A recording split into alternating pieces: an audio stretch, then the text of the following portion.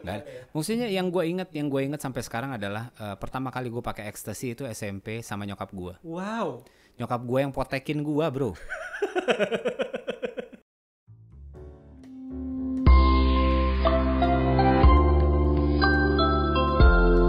Mam 101, cerita mereka, inspirasi kita. Halo Moms and Dads, kembali lagi di Mam 101, cerita mereka, inspirasi kita.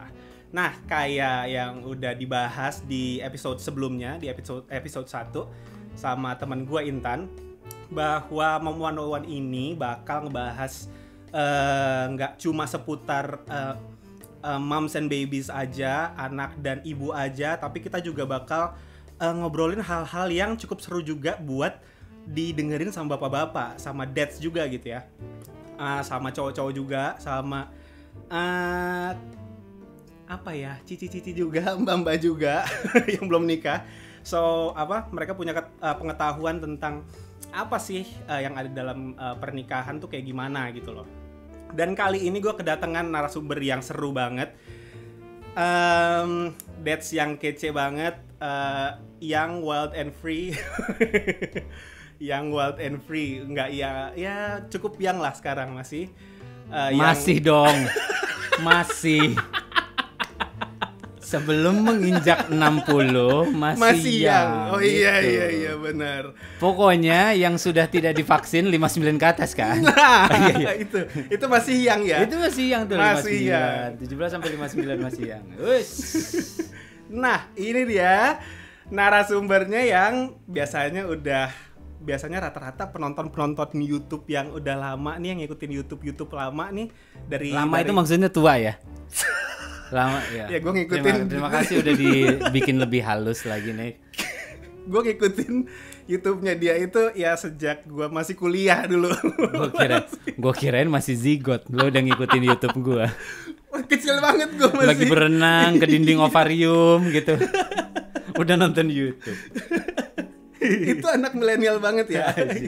Asli. Nah, ini dia Reza Nangin. Hello moms and dads. Mam 101. Mam 101. Jadi ini adalah tempat di mana para moms yang mungkin baru aja gitu ya, terus Betul. mereka belajar tentang satu hal yang baru. Betul, tentang satu hal yang baru. Gak cuma moms doang, dads juga. Cuman dads ya juga. Ya mainly mungkin moms bakalan ngedengerin pembicaraan kita tentang cowok tuh kayak gimana, laki-laki tuh kayak gimana. Absurd memang. Iya, absurd memang. Memang laki-laki suka absurd. Memang suka ngeselin. Iya. Suka ngeselin ya. Betul. Nah, gue sekarang memperkenalkan lu sebagai apa nih? Karena lu sekarang banyak banget nih. Ya, YouTuber iya, aktor iya, produser iya. Itu kan cuman pekerjaan gitu Okay, ya. Itu kan cuman pekerjaan yang lagi gue kerjakan sekarang. Tapi identitas gue adalah ya Reza Nangin, seorang suami dan ayah. Wow, Reza Nangin seorang suami dan ayah. Iya. Luar biasa. Gokil ya? Itu dalam tuh. Gila. Ya, soalnya kan maksudnya kalau kayak pekerjaan itu gue rasa masih ada fasenya lah gitu. Di 2012 mungkin gue sebagai aktor dan juga YouTuber. Terus habis itu semakin kesini kan ya banyak pekerjaan-pekerjaan yang lagi coba dijajal lah gitu.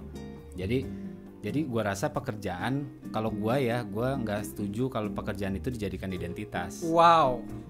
Gitu. Karena misalnya nih waktu kerjaan gue jadiin identitas, berarti kan identitas itu pun juga yang gue bawa ke rumah. Betul. Ya kan. Waktu gue sebagai aktor gitu atau jadi director gitu, gue bawa ke rumah. Nah jadinya kan setiap kali anak-anak khususnya gitu, setiap kali mereka nggak bisa ganggu gue pada saat gue lagi kerja. Nah kalau misalnya identitas itu gue bawa ke rumah kan mereka kayak jadinya jadinya menambah mereka makin nggak suka dengan apa yang gue kerjakan gitu. Wow. Jadi gue nggak pengen pada saat gue bilang papa lagi syuting gitu, mereka akhirnya udah benci sendiri dengan kata-kata syuting itu sendiri gitu, karena memang pengalamannya mereka adalah bokap gue kalau misalnya syuting tuh nggak asik nih, bokap gue kalau misalnya lagi kerja nggak asik nih, bokap gue lagi di depan komputer lagi meeting nggak asik nih gitu. Nggak ada perhatiannya sama mereka ya. Betul gitu betul. Ya. Nah, gila, baru awal loh. Udah dalam ya. Baru awal seperti dalam juga. Gimana coba sama Reza Nangin tuh? Apa filosofer sekali? Aduh enggak dong. Nah, ya sebelum lebih jauh nih ya kita ngobrolin soal parenting, perspektif seorang ayah, ceritain dikit dong kayak pas masa muda lu dulu tuh kepikiran gak sih lu one day lu tiba-tiba, bukan tiba-tiba ya, lu one day ini pas masih muda nih ya, lu one day bangun pagi lu ngelihat satu wanita yang sama, dan ada 2 orang anak nih yang sekarang yang di rumah lu juga yang harus lu urusin tiap hari. Iya. Wah itu sih kayaknya nggak kepikiran ya, karena gambaran itu jauh dari gua. Gua bertumbuh dari keluarga broken home. Oke. Jadi yang gua lihat adalah bokap gua nggak begitu suka ada di rumah. Oke. Ya, pokoknya selalu mogok aja kendaraannya dan berakhir dia mesti nginep. Alasannya mogok kendaraan kurang kreatif ya sebenarnya ya. Gitu. Nah jadi gambaran itu adalah gambaran yang nggak ada di pikiran gue gitu. Bahwa mungkin gue mampu gitu ya untuk berakhir dengan satu wanita yang gue cintai dan gue berkeluarga dan punya anak gitu. Nah itu sih along the way aja sih, akhirnya pas begitu semakin kesini tiba-tiba ketemu sama Cita dan akhirnya yang ngerasa cocok gitu. Dan sebenarnya kan itu yang susah sih sebenarnya. Itu yang salah satu yang menurut gue sulit adalah nggak ada orang yang punya pengalaman untuk menjadi orang tua sebelumnya. Orang tua itu parenting itu menjadi orang tua itu turun temurun kan. Jadi gimana gua mendidik anak-anak gua itu dari yang gua lihat dari bokap nyokap gua, sedangkan bokap nyokap gua kacau gitu. Nah jadi struggle masuk punya anak itu struggle, tapi ya sekarang ya gua banyak belajar lah. Salah satunya adalah kenapa kuku gue itu dari tadi mau gue tanyain tuh. Dikutek-kutekin. Nah itu ya gitu di kamera kan. Ya. Nih. Itu ada warna pink segala. Sama ungu. Nah, dari tadi sebenarnya pengen gue tanyain itu kenapa tuh? Ya namanya juga punya anak cewek bro. Dia lagi pengen belajar ngutek kali ya. Oh jadi gitu. Kayak lu. Jadi dia pikir kayaknya kuku gue kecil. Kuku bokap gue gede-gede nih kayaknya nih. Jadi kan dia bisa leluasa gitu. Ngutekin ya gue kan ya udah. Ini gue lagi dikutekin lagi meeting. sambil meeting. Jadi nggak bisa ngapa-ngapain ya. Nggak bisa ngapa-ngapain juga. Gue nggak bisa protes juga. Bener. Nah balik. Nah ya. Terus berarti pas muda lu tuh lu nggak punya father figure gitu, nggak punya sebenarnya. Nggak ada. Terus dari family situ, figure juga nggak ada. Family figure juga nggak ada ya. Maksudnya yang gue ingat sampai sekarang adalah pertama kali gue pakai ekstasi itu SMP sama nyokap gue. Wow. Nyokap gue yang potekin gue bro. Parenting sekali bukan? Wow. Luar biasa memang nyokap gue. Manado agak gila sedikit memang. I can relate. Iya. Itu gokil gitu. Maksudnya jadi nggak ada yang bisa gue serap dan gue terapkan akhirnya ke anak-anak gue. Jadinya gue mesti cari lagi, mesti gali lagi, mesti belajar lagi dari nol. Iya sendiri. Nah terus abis itu kayak lu jadi, maksudnya pas muda tuh lu punya target nikah nggak sih, kayak gue harus nikah sebelum umur 30 atau gue kayaknya nggak pengen nikah nih seumur hidup gue karena ngeliat misalnya I don't see a good family in my life, kayak mendingan gue nggak nikah aja deh gitu daripada gue ngerusak hidup orang lain sama gue. Nggak ada tuh kayak gitu. Mungkin karena gue sibuk narkoba ya. Jadi kok nggak ada target dalam hidup gue nih. Kok nggak pengen kemana-mana gitu. Di situ aja ya. Iya di situ. Jadi nggak kepikiran, nggak pernah bahkan punya agenda ataupun juga goals yang gue tulis gitu ya.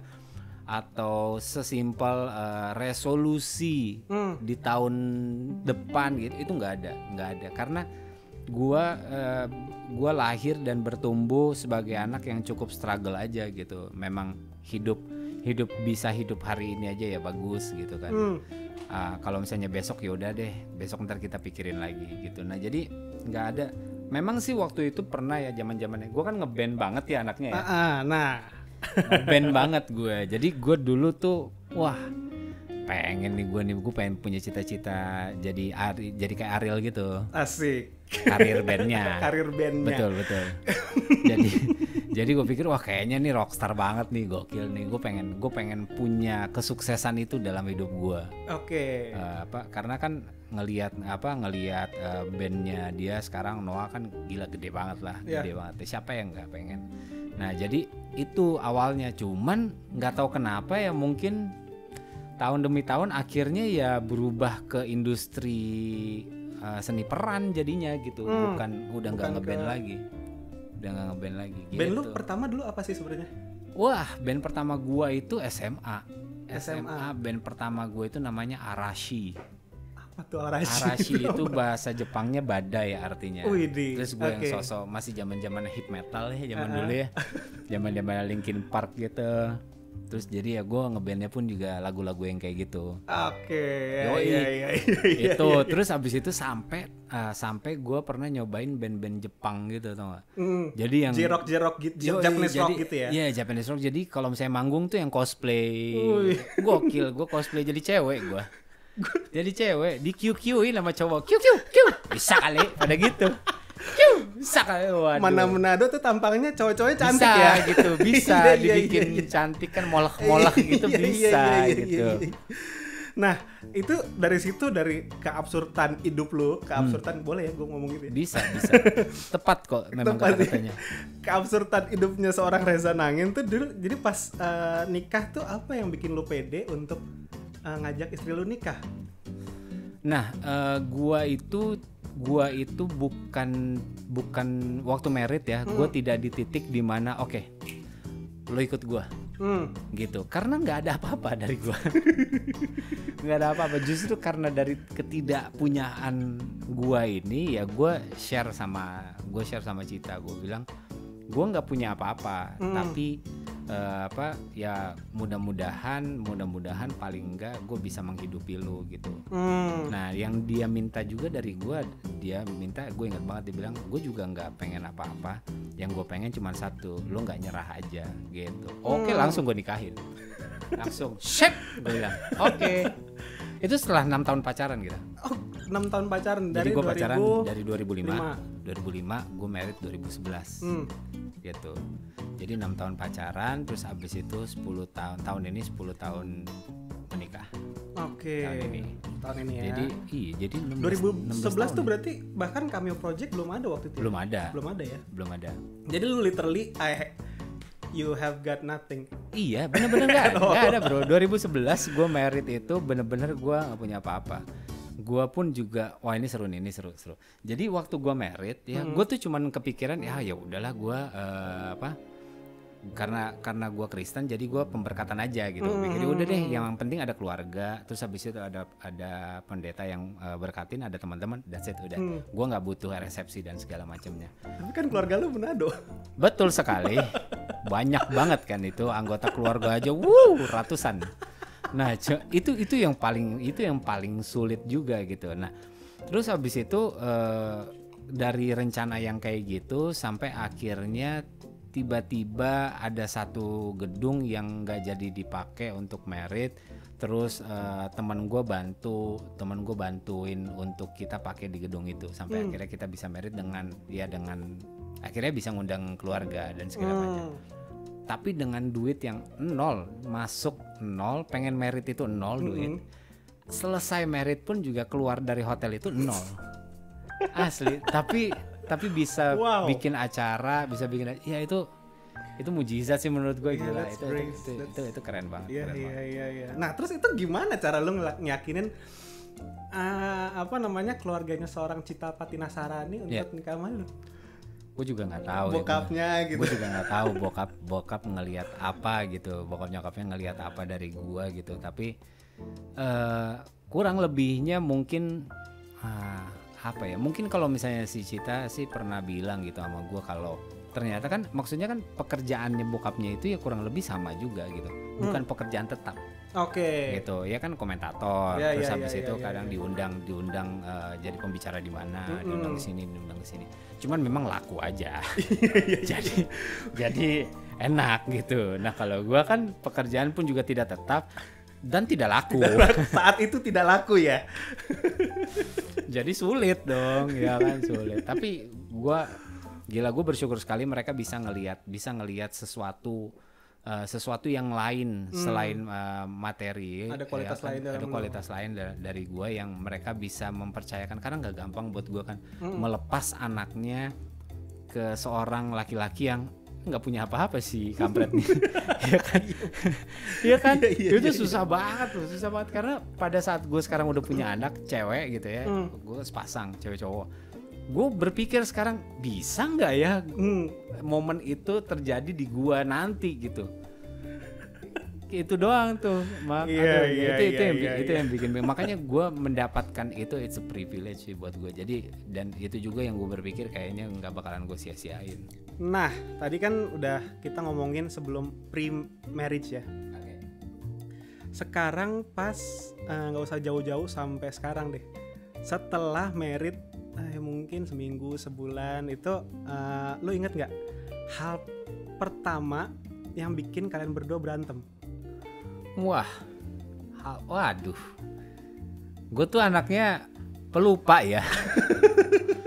Hal-hal berantem yang kayak gini tuh yang paling inget Cita. Nggak mungkin lupa, tidak mungkin.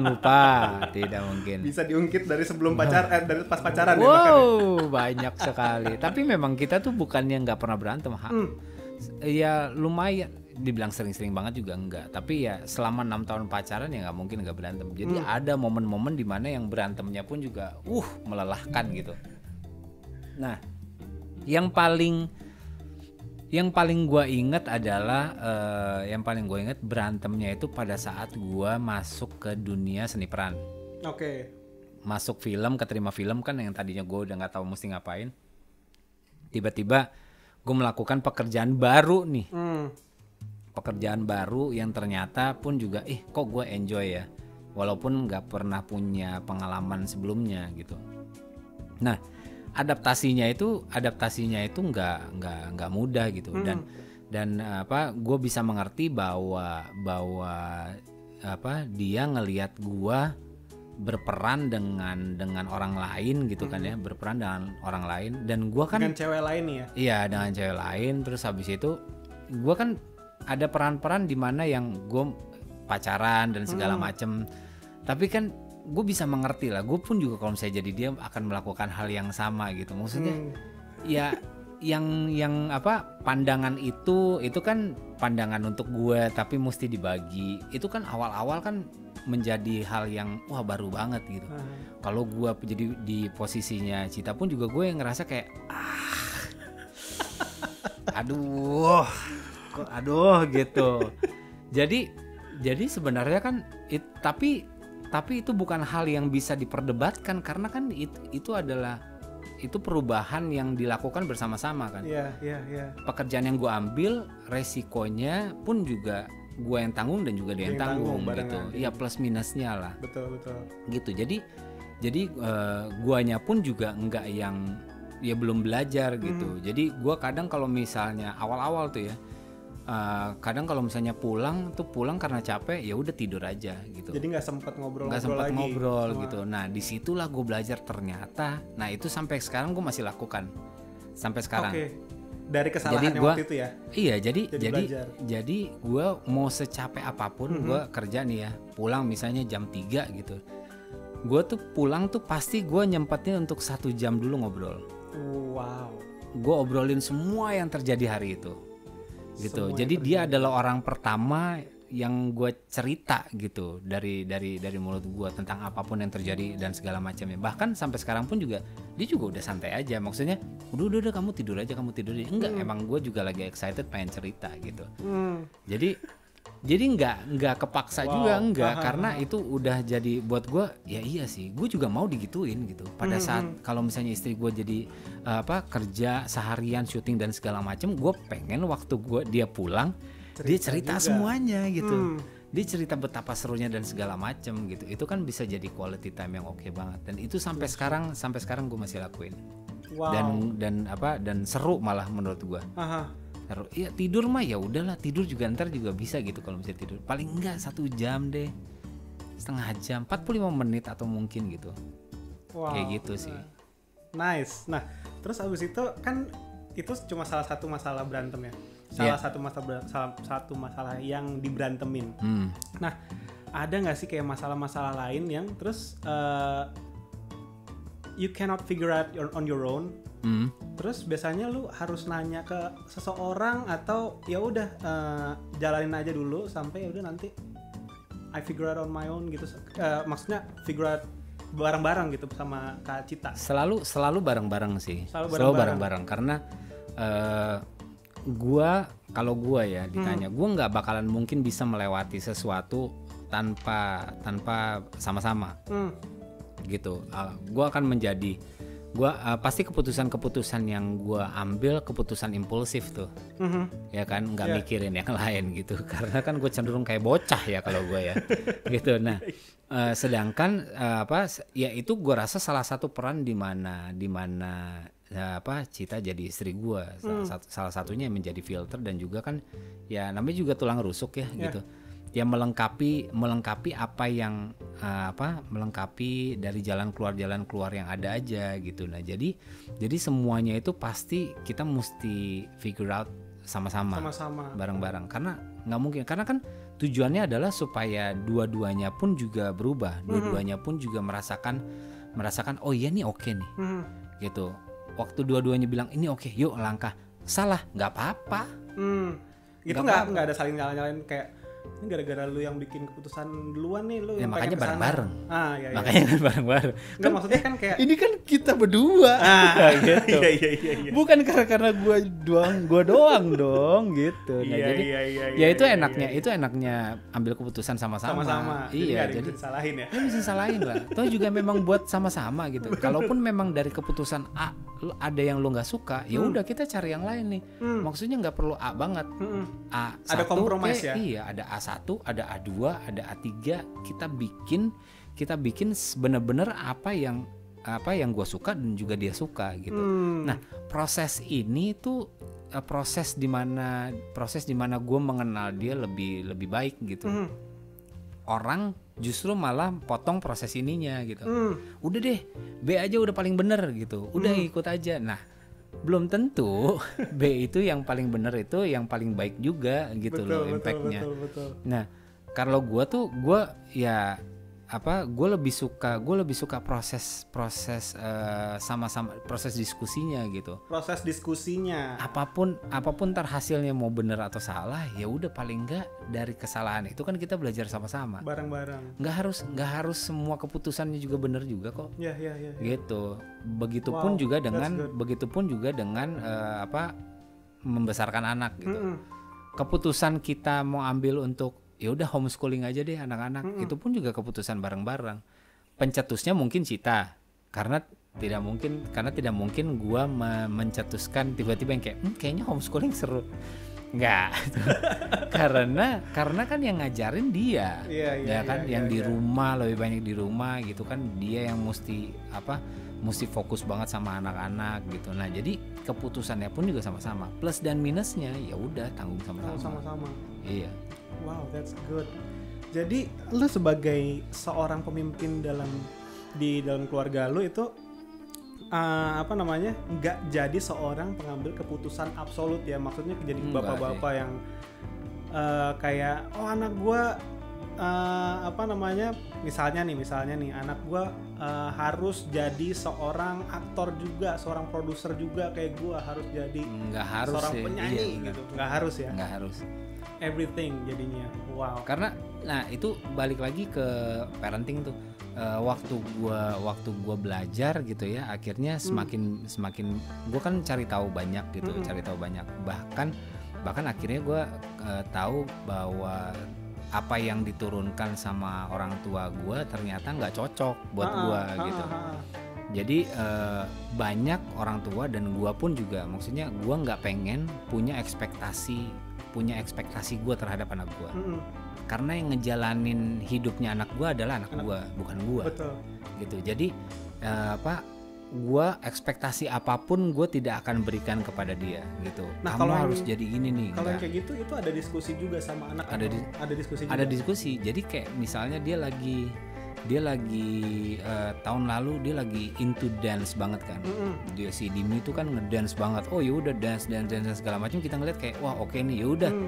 Di lesin dance di dekat rumah, dan ternyata memang bagus juga tempat lesnya. Nah, cuman semakin kesini dia kok kayak malas-malesan dan segala macem. Mulai kita push kan untuk harus latihan tiap hari dong kalau misalnya mau jago. Harus Mulai latihan tiap obsesif hari. Mulai parentsnya tuh ya. mulai ada ekspektasi dari orang tua, karena kita ngelihat bahwa ini kan lo yang suka. Ya kan? Ini kan bukan gua, ini lu loh. Ya awalnya lu loh gitu kan. Iya, awalnya dia. Iya, awalnya Tapi lu. yang berambisi jadinya orang tuanya. Jadinya kan karena kita ngerasa bahwa kita tahu bahwa kalau misalnya untuk jago itu harus latihan tiap hari gitu. Udah, jadi setiap hari jam 4 sampai jam 5 latihan ya. Terus kalau misalnya les pun juga virtual tuh dipantengin tuh. Kita ada pokoknya gantian, kalau misalnya nggak Cita atau nggak gua gitu yang jagain. Serius Bayang dong, si fokus dong apa segala macam. Jadi kan beban, bro. Beban banget sih. Lu Beban. sebagai anak lu ngerasa kalau gua ada di posisi anak lu, Memang kalau kata si Dimi ya bisa bilang ya, memang gue yang mulai, tapi jangan ambil fun-nya dong dari gue. nah, Iya kan? bener. Udah akhirnya kok kayaknya malah makin enam gitu, dia malah makin ngejauh sama dance. Yaudah kita coba mundur yuk, kita coba longgarin yuk. Udah dia bertanggung jawab atas lesnya sendiri virtual. Kalau misalnya ada yang suruh videoin setelah dia belajar, dia ya udah gue kasih handphone, dia videoin sendiri. Terus habis itu pokoknya semua dia lakuin sendiri gitu. Justru malah lebih oke. Jadi kita di situ akhirnya kita juga belajar lagi bahwa oh iya jangan terlalu kasih ekspektasi tinggi, karena ntar jadinya kita yang marah-marah, dianya jadinya nggak fun, buat apa juga. Nice, benar. Tapi itu berarti di situ jadi ngelewatin proses diskusi sama si anak, sama si Dimi, dan sama Kak Cita juga, atau kalian cuma berdua aja, maksudnya father and son time? Semuanya sih. Semuanya. Jadi gua sama Cita juga diskusi, terus habis itu kita ke Dimi pun juga diskusi. Kalian berdua ke Dimi, jadi nggak cuma si papa nyampein hasil. Enggak, kita berdua ke Dimi juga diskusi, karena si Dimi tuh udah bisa bilang bahwa nggak apa-apa loh kalau misalnya do mistakes, dia bilang gitu, jangan dimarahin, kata dia. Terus gitu ya. Bener juga nih bocah. Kok lo bener lo membuat gua menjadi tambah bersalah gitu. Itu serunya sih, komunikasi serunya. Iya. Wow. Semua kita komunikasiin sih. Ya memang banyak gagalnya sih, maksudnya nggak selalu mulus gitu. Komunikasi itu pasti memicu juga. Cuman ya semakin kesini gitu ya, karena komunikasi, jadi itu mungkin jadinya meredus berantem yang meletup-letup juga. Ya karena antara berantem sama anak atau berantem sama pacar lagi sama istri ya. Iya. Semuanya dalam satu keluarga itu. Benar. Jadi kita tuh nggak yang kalau berantem tuh, khususnya kalau misalnya kayak gue sama Cita gitu ya. Kita tuh berantem nggak yang wow udah nggak heboh gitu, karena semuanya lebih banyak didiskusin kan. Gitu. Dan pada saat kita pun juga berselisih gitu, itu kita ngobrolnya memang ada Dimi sama Kara juga gitu. Salah satunya kenapa kita berantem di depan anak kan memicu kita supaya lebih kreatif, berantem gimana nih supaya nggak gontok-gontokan nih, ya kan. Iya. Tapi message-nya nyampe gitu. Nah, di sisi lain anak juga bisa ngelihat, bisa belajar bahwa oh ternyata kalau berselisih paham caranya kayak gini nih, diomongin. Gitu. Enggak teriak-teriakan. Jadi waktu mereka keluar, ketemu organisasi lah, ketemu pasangan dan segala macam, hal yang mereka lakukan, yang mereka tahu adalah kalau misalnya berselisih paham, kalau berantem ya ngobrol. Bukannya teriak-teriakan gitu. Benar. Wow, that's good. Jadi lu sebagai leader di sini bukan sebagai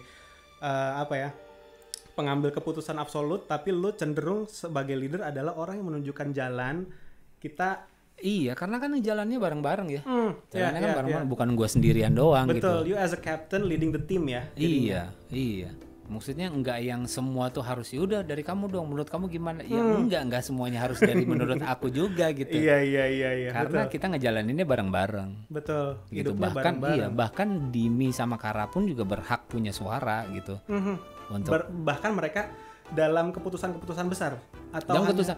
Contohnya pas kemarin pas pandemi masuk tahun 2020, pertengahan tahun itu kita mau jual rumah. Oke. Wah, kayaknya jual rumah nih. Untuk supaya bisa muter lagi karena kita nggak tahu ini selesainya kapan kan. Jual rumah. Di situ kita ngobrol nih berdua, ngobrol sama gua sama Cita ngobrol. Oke, sampai akhirnya kayaknya iya sih, kayaknya memang mesti jual rumah. Pada saat ngobrol sama Dimi bersikeras nggak mau. Oke. Nah, itu pun juga jadi pertimbangan kita. Apa iya ya? Kasihan juga sih dia. Maksudnya jangan suaranya dia jangan dianulir gitu. Iya kan? Iya. Supaya dia pun, karena dia masih 7 tahun. Iya. Udah ntar masuk teens kan, bahkan ide-idenya dia akan jauh lebih baik menurut gua. Betul. Gitu. Pasti. Nah, itu yang lagi berusaha kita latih juga That's sih gitu. good. Dan sampai akhirnya kayak ya udah deh nggak usah jual deh gitu. Oke.